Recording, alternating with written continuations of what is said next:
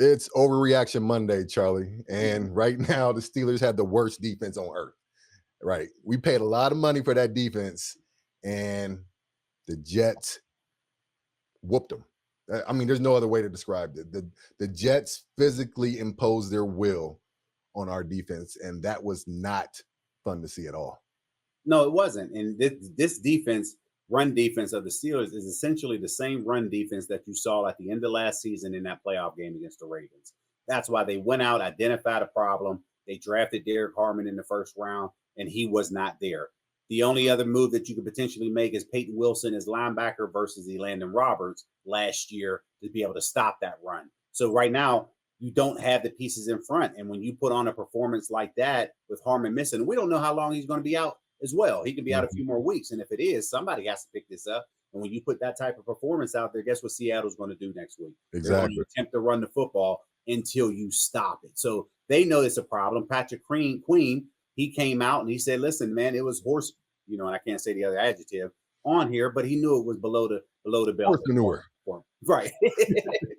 And when you get there, he understands that. And when you look at it again from the communication standpoint, it just looks like those linemen are trying to do the linebackers are trying to do a little bit too much, right? Mhm. And I say that Peyton Wilson looked like he was out of place a few times there. Patrick Green was trying to now offset that and trying to help out. He got out of place as well. But again, it starts with that defensive front. Cam Hayward, I thought, did a very good job. But again, Benton has to help him whenever he's there as well. He has to do a better job of taking on those double teams to allow those linebackers to flow to the right. I'm just going to be real. I mean, Cam played the best, but that's not saying much. That bar was pretty low across the D line as a whole. Keanu Benton has to pick it up. Isaiah Loudermilk has to pick it up. Logan Lee has to pick it up. And that is supposed to be the foundation. People are going to come at Cam this week.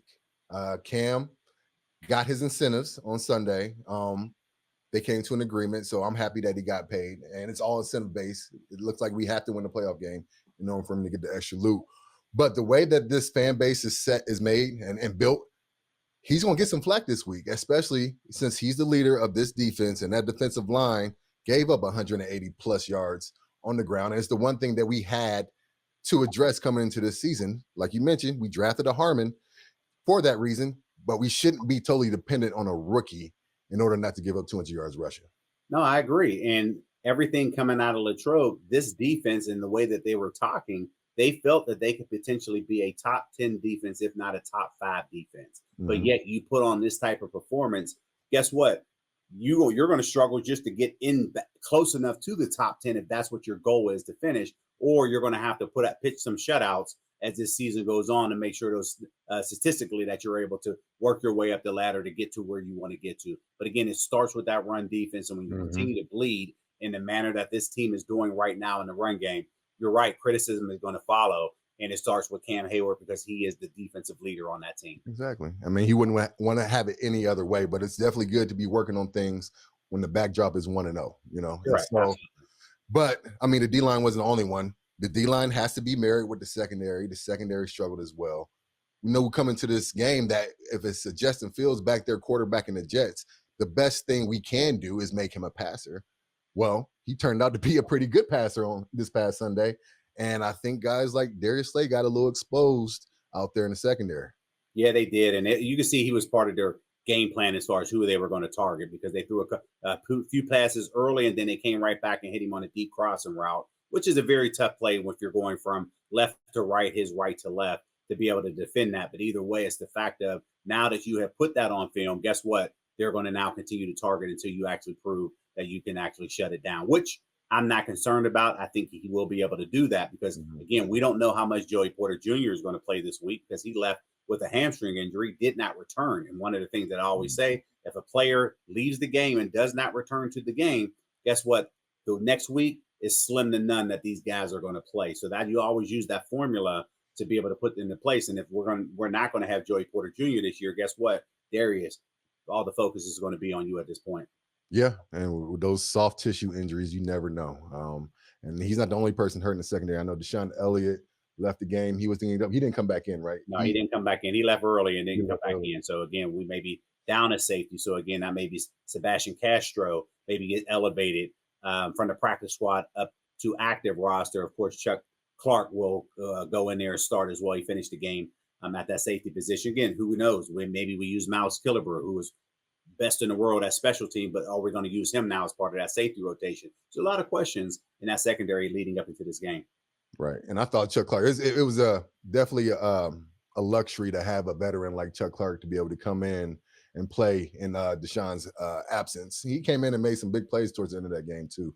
So definitely good to see have that. And we would be remiss if we did not bring up special teams. It's the third phase in this game, and this third phase is the reason why we won. Offense, I thought the Jets played a little bit better than us. Defense, I thought the Jets played a little bit better than us. Special teams, we had the splash plays on special teams with the fumble and then the 2 long bombs from Chris Boswell. Special teams showed up. I thought the coverage teams could have played a little better. We gave up some good yardage on the kickoff return, but by and large, special teams was the difference and the reason why we won this game. They really were. And when you go back, I know we highlighted the negative aspect of Kenneth Gainwell on that third down, but what he did was show up in the special teams game. And when you now are running down on the kickoff and you're able to put your hand in the pile, create that fumble, allowing Ben Skoranek to pick up that fumble, man, that's huge because again, that was the biggest difference in the game. So in one sense, when he's watching the film, he's going to have his head down on one play, but yet perked up on the other because that was the biggest difference in the game because the offense was able to put up 7 points off of that turnover. The only turnover of the game. Right. When you talk about the importance of change of possession, that's proving it right there. Trai, I got a question to ask you about our return teams. It doesn't seem like they haven't put an emphasis on making it dynamic. Caleb Johnson's our returner back there right now. Not a lot of explosion being seen from him. I think our average starting position was the 30-yard line. How can we improve that kickoff return team? Because it doesn't seem like we're using the explosive players to get yardage, like a Calvin Austin, who is dynamic in the punt return, but I guess you don't want to put too much on him, seeing that his role is elevated on the offense. Yeah, you're going to try to put some more people in there, and it's unfortunate because it just looks like to me when Caleb Johnson is running, he's looking to secure the football versus really trying to go out there and just make a play, a splash play that's going to create a difference, possibly an extra 10 yards on the first down. So I think he's a little bit cautious back there. I think he will get out of his comfort zone the more that he continues to play because you're using him obviously as a returner and then also in the running game.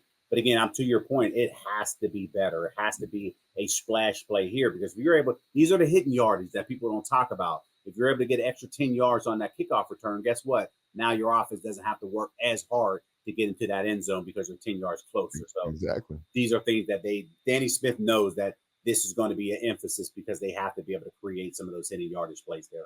You saw it work for the Jets. The Jets had a couple of nice returns, and therefore Justin Fields had some short fields to work with. And it seemed like their offense was constantly on our side of the field. And a large part of that was due to how well they were able to return kickoffs. But Charlie, we got out of here with a win, man. And at the end of the day, week 1, we know how hard it is to win in the NFL. A lot of teams did not win. A lot of teams had opportunities to win. And we'll get to those games here in a second. But one quick question. Ryan, can you put up that graphic of you guys want to see a dead body? What movie is that from, Charlie? Is that Boys in the Hood? There we go. My guy knows this movies.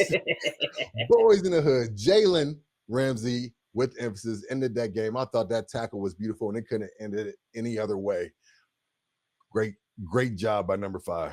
Oh, my goodness. I mean, we're talking about it, but those 2 plays at the end of the game, this is the reason why you bring and make a move in for Jalen Ramsey in the manner that the Steelers did to close out ball games. We look at the 4th down play, but the play before that on 3rd down when Justin Fields is scrambling, he throws a dime to the sideline, which is trying to put it out there where only the receiver can catch it. But Ramsey and his length that he has and with his arms, man, he was able to get in there, pass breakup, and creating that 4th down opportunity. Because if that play happens and they complete that pass, it's a new set of downs. It's 15 yards more down the field. And who knows what happens at the end of that game. But hats off to Jalen Ramsey. This guy can flat out ball. 7-time Pro Bowler, 3-time All-Pro. He's bringing it. And this is his welcome to Pittsburgh moment. Thank you, brother. Yeah, I was afraid that Justin Fields is going to run on that one, actually. I knew we had some guys waiting for him, but he showed that he's capable of taking a guy or 2 with him to gain a couple of extra yards. But more on Jay Fields. Let me ask you about his development. I thought it was really cool to see what he did with the Jets and that offense. Obviously, our history with him being in Pittsburgh last year, I know a lot of fans, me included, wanted to see him back in the black and yellow in Pittsburgh. He decided to go to New York. Looks like the good decision for him, the best decision for him. He balled out. Do you have any Justin Fields regret? I don't have any regrets because the way that he came into it, they said it was an open competition last year. And ultimately, when they got to training camp, Russell Wilson got hurt. Justin was essentially filling in until Russell was able to get back.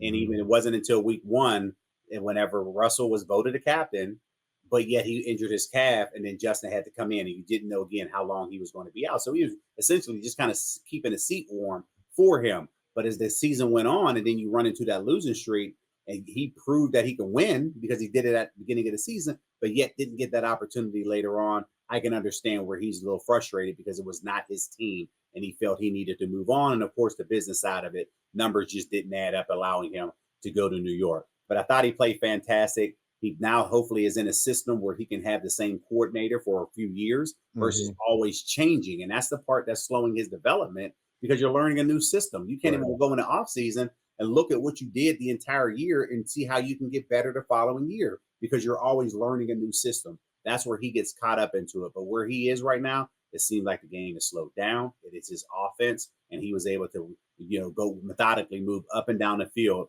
on a team that he was familiar with the Steelers. And again, kudos to him. I'm hoping a couple months from now, when we're sitting in November and we squeaked out of the stadium with a victory, we're saying, I'm glad we did because it just turned out to be better than anybody else anticipated. Yeah, I think Aaron Glenn has those boys going in the right direction. I was really impressed with their O-line. They came off the ball. They dominated our D-line, and this is on the heels of them losing one of their better players in Alage Vera. I forgot his last name, but their right guard, their all-pro right guard, lost for the year due to I think a tricep or a chest injury. They still showed up in a big way.